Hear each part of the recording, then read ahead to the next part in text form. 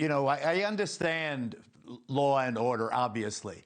This is a situation where half the country is absolutely repelled by the Trump policy, the aggressive policy, the recklessly aggressive policy, where rounding up these undocumented immigrants. Why? Because of the militarized way in which they've set out to do it. They have almost declared war on each other, in a sense. There's like a new civil war happening. This won't end. This won't end unless and until the Trump administration eases up on the draconian implementation of the president's anti-immigration policies. You can't have armed officers going after half your population or a significant percentage of your population and arresting parents in schoolyards, in hospitals, in courtrooms.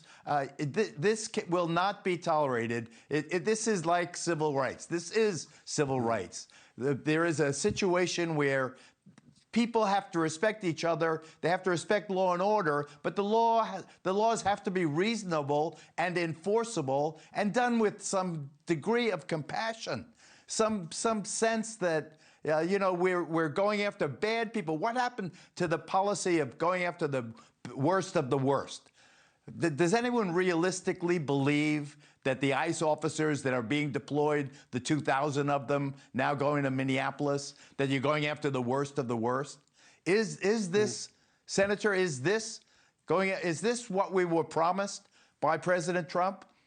Going after ladies? I don't think so. I don't think so. That's not honest, Geraldo. You need to be honest. You're far too respectable a person to say something like that. This officer didn't wake up this morning or yesterday morning to shoot this woman. He felt, and he was recently 6 months ago dragged by somebody who was fleeing and had serious injuries. We know that story, but wait, hold on one second. I just want to read one sentence. Let me read one sentence. This is the use of force policy of the Department of Justice. Quote, agents may not fire at a moving car that is threatening them unless no other objectively reasonable means of defense appear to exist, which includes moving out of the path of the vehicle. This is DOJ policy, signed off on by the country's 25 largest cities. You're trying to litigate the second and a half that this happened. And that's not your job, and it's not my job. The reality is that this did happen, not in a vacuum. My job is to try to give Senator, hold on. You guys are talking over each other. Senator, I got it. And Senator, let me give you a last take on context. You say that officer didn't wake up wanting to go shoot this mom. Yeah, okay, I'll give it to you. But you also seem to assume that this woman woke up on her mind to go there and mess with ICE people when everything that we see and know about her plays against that. In this video that we just watched together, she waves on a car that is the ICE vehicle before they decide to get out and come to her.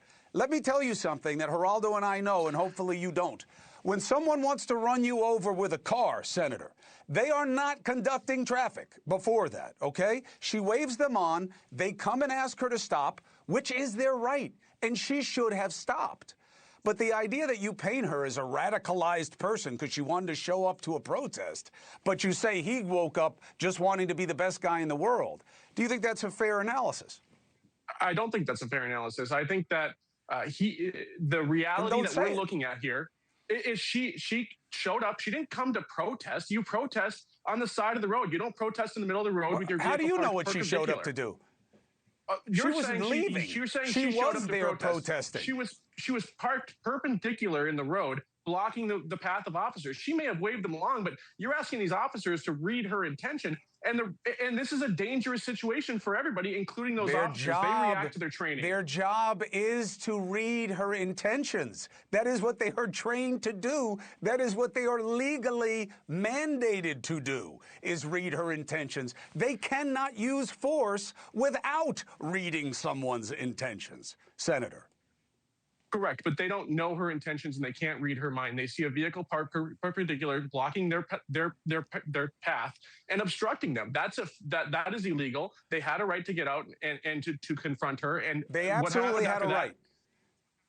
They absolutely had a right to get out. I'm not questioning that. Thank you for watching. Subscribe below and download our NewsNation app right now on your phone, and you will get fact-based, unbiased news for all Americans.